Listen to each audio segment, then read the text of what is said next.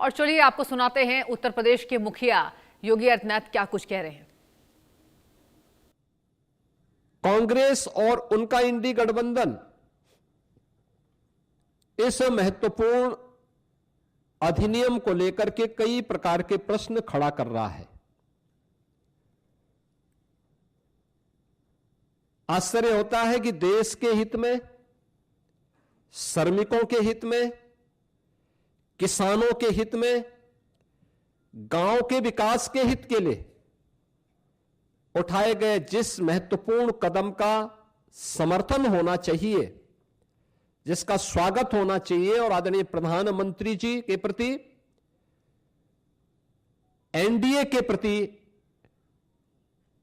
जिस इंडी गठबंधन को आभार व्यक्त करना चाहिए, आभार व्यक्त करने की बजाय वह भ्रष्टाचार को प्रोत्साहित करने के अपने पुराने कारनामों को ही खुल के समर्थन कर रहा है।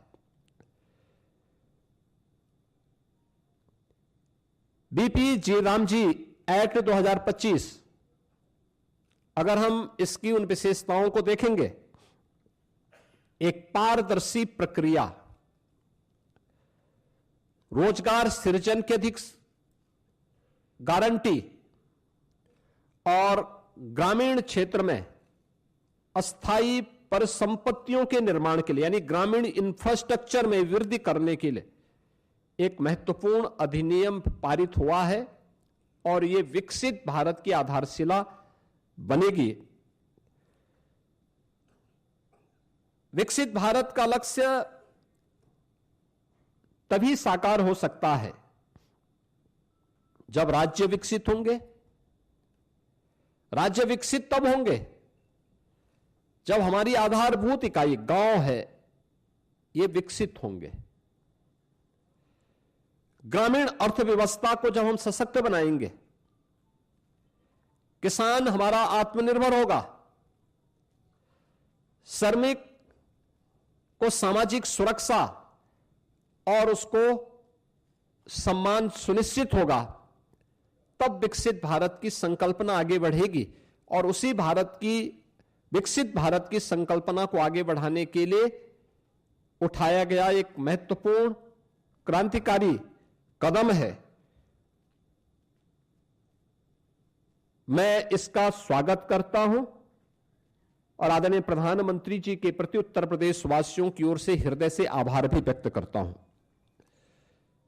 मित्रों, यह नया कानून बनना इसलिए आवश्यक था क्योंकि जिस मनरेगा की चर्चा कांग्रेस और उसके सहयोगी दल आज ढोल पीट करके कर रहे हैं, हमें उनकी उन विफलताओं की भी चर्चा करनी चाहिए और उसके बारे में भी सोचना चाहिए। खासतौर पर अधूरी और अस्थायी परिसंपत्तियां जिनका कोई दीर्घकालीन लाभ नहीं,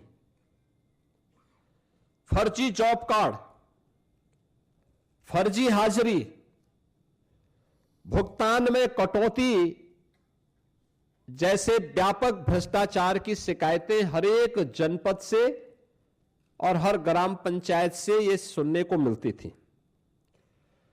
कमजोर सोशल ऑडिट और शिकायत के निवारण की भी कमजोर व्यवस्था, प्रशासनिक क्षमता की बाधाएं, मजदूरी में देरी जैसी समस्याएं इसमें लगातार चलती गई। खेती के मौसम के समय किसानों को मजदूर की संकट देखने को मिलते थे और एक श्रमिक जो ईमानदारी से काम कर रहा है, जब उसको काम की आवश्यकता है तब काम की गारंटी नहीं मिल पाती थी और अगर उसने काम भी किया है तो उसको समय पे भुगतान नहीं होता था। रोजगार सृजन का विकास और अस्थायी परिसंपत्तियों के निर्माण का एक अस्थायी मैकेनिज्म